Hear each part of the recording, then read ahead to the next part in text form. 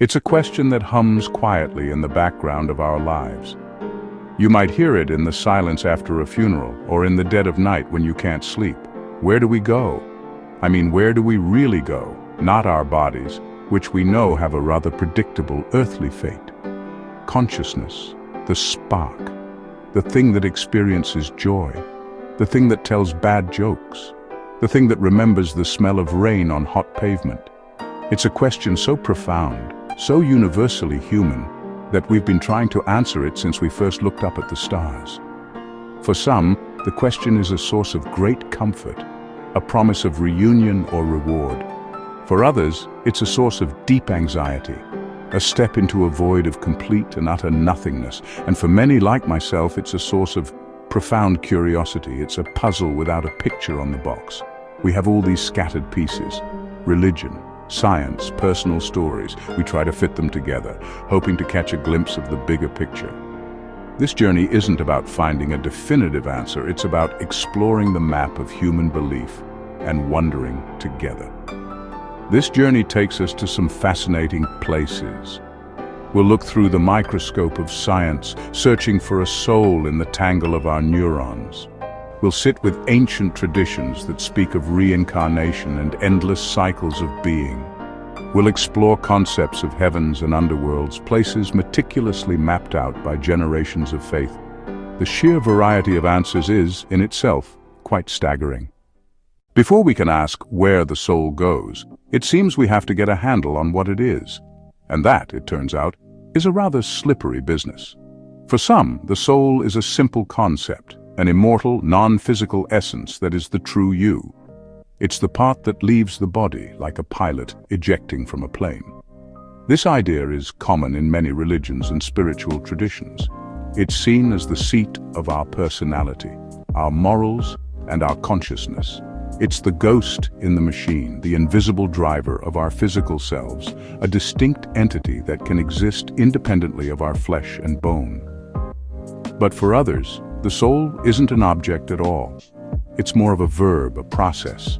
It's the sum total of our experiences, memories, and relationships. In this view, your soul is the unique pattern you create in the world, the love you give, the ideas you share, the impact you have on others. It's not something you have, but something you are. It's the intricate dance of your neurons, the symphony of your thoughts and feelings. When the music stops, the dance is over. It's a more poetic, perhaps more grounded way of looking at our inner life, one that doesn't require a supernatural explanation. Then there are the philosophical perspectives. Thinkers throughout history have grappled with this. Now, what happens when we turn to science? Science, with its demand for evidence and repeatable experiments, has a rather difficult relationship with the soul. From a purely biological standpoint, there is no place in the body where a soul resides. Neuroscientists can map the brain with incredible detail, showing how specific regions light up when we feel love, fear, or recognize a face. They can explain consciousness as the product of billions of neurons firing in complex patterns. To many scientists, the soul is an emergent property of this biological machine. When the machine breaks down, the property vanishes. This doesn't mean scientists aren't curious. There have been attempts to measure or detect the soul. The most famous is the 21 grams experiment. Dr. Duncan McDougall weighed patients at the moment of death. He claimed to find a small, measurable loss of weight. He hypothesized it was the weight of the departing soul. But his experiments had methodological flaws. They used a tiny sample size. They were never successfully replicated. Today, it's a curious footnote, not proof. Ultimately, science is officially silent on the soul, or observed with our current tools. Leaving the laboratory behind, our journey takes us eastward to philosophies and religions that have pondered these questions for thousands of years. In traditions like Hinduism and Buddhism, the conversation isn't so much about a single, final destination, but about a vast, continuous cycle. They introduce the concept of reincarnation, or rebirth. The idea is that our essential self, our Atman in Hinduism, or our stream of consciousness in Buddhism, doesn't simply vanish at death.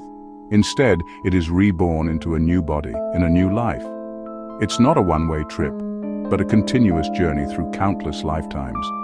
This cycle, known as samsara, is governed by the law of karma. Karma is a universal principle of cause and effect. The ultimate goal in these traditions is not to achieve a better and better rebirth, but to break free from the cycle altogether. This liberation is called moksha in Hinduism and nirvana in Buddhism. Now we shift our focus to another major branch of human belief: Judaism, Christianity, Islam. Here, the journey of the soul is typically seen as a linear, one-time event. You live one life, and after that comes judgment, followed by an eternal destination.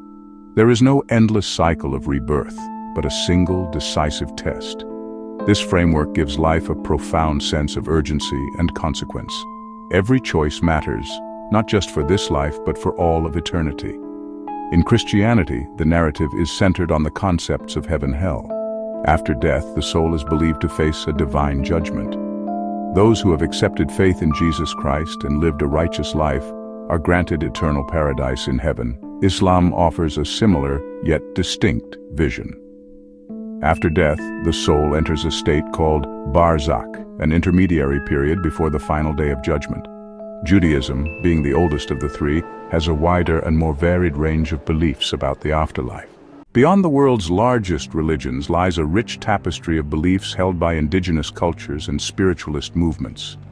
For many indigenous peoples around the globe, the line between the world of the living and the world of the spirits is not a solid wall, but more like a permeable membrane. The souls of the departed don't travel to a distant, disconnected heaven. They often remain part of the world, continuing to influence and guide their living relatives. In many Native American traditions, for instance, the spirit world is seen as a parallel reality, always close at hand.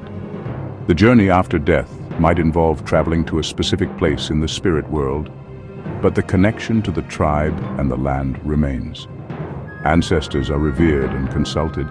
They are seen as a source of wisdom and strength for the community.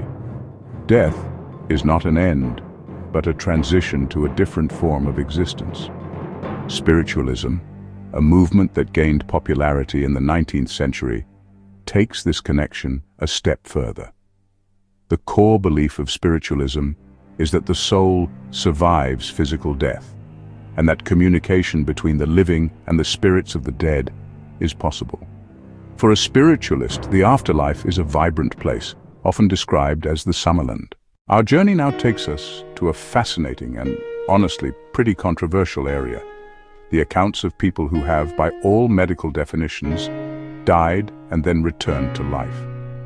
These are known as near-death experiences, or NDEs. For decades, these stories were dismissed as hallucinations caused by a lack of oxygen to the brain or the side effects of medication. But as more and more people report them, and as the patterns within these reports become strikingly consistent, researchers have started to take them more seriously.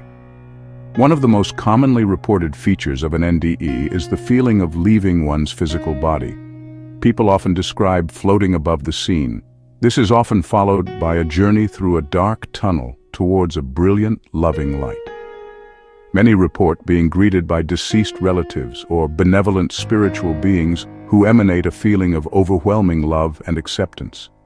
It's a journey not of fear, but of profound peace. So where does all this leave us?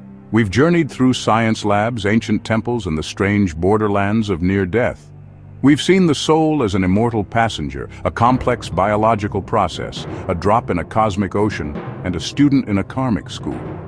The one clear takeaway is that there is no single, universally accepted answer. The destination of the soul remains the greatest of all mysteries, a giant question mark hanging over the human experience. This uncertainty can be unsettling. We are creatures who crave answers and honestly dislike ambiguity. But perhaps there is a certain beauty in not knowing. Perhaps the mystery itself is what gives life so much of its meaning. This exploration isn't about choosing one belief and discarding the others. It's about holding them all as possibilities. What if all these beliefs are just different facets of the same diamond? Different ways of describing an experience that is ultimately beyond our human language. Ultimately, the question of where our souls go is a deeply personal one.